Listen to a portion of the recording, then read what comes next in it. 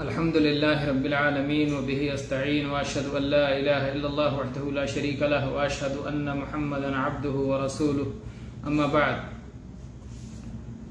جب ایک مسلمان بندہ صلاۃ ادا کرتا ہے اور صلاۃ کے اندر سجدے کی حالت میں ہوتا ہے تو سجدے کی حالت میں اللہ تعالیٰ سے سب سے زیادہ قریب ہوتا ہے اور اس وقت دعاؤں کی قبولیت کی بہت زیادہ امید ہوتی ہے۔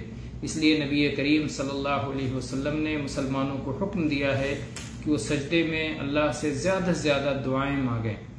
آئیے حدیث دیکھتے ہیں۔ اس سلسلے میں ابو ہریرہ رضی اللہ عنہ کی حدیث ہے، صحیح مسلم میں 482 نمبر پر فرماتے ہیں کہ رسول اللہ صلی اللہ علیہ وسلم نے ارشاد فرمایا، اقرب ما یکون العبد الى ربہ وهو ساجد، اقرب ما یکون العبد من ربہ وهو ساجد فاکثر الدعاء۔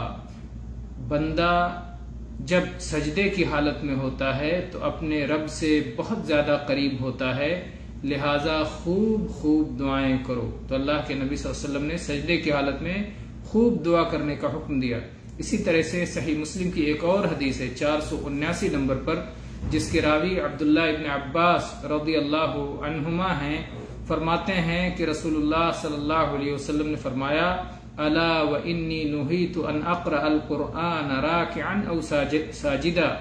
خبردار، یہ بات یاد رکھو کہ رکوع اور سجدے کی حالت میں قرآن پاک کی تلاوت سے مجھے روکا گیا ہے، منع کیا گیا ہے۔ فاما الرکوع فعظموا فیہ الرب، جہاں تک رکوع کا معاملہ ہے تو اس میں رب کی تعظیم کیا کرو، سبحانہ ربی العظیم، یہ دعا پڑھا کرو، رب کی تعظیم کیا کرو۔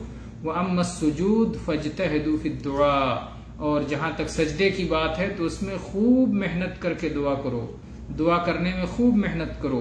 فَقَمِنٌ أَن يُسْتَجَابَ لَكُمْ، یہ اس بات کے لائق ہے کہ تمہاری دعا قبول کر لی جائے۔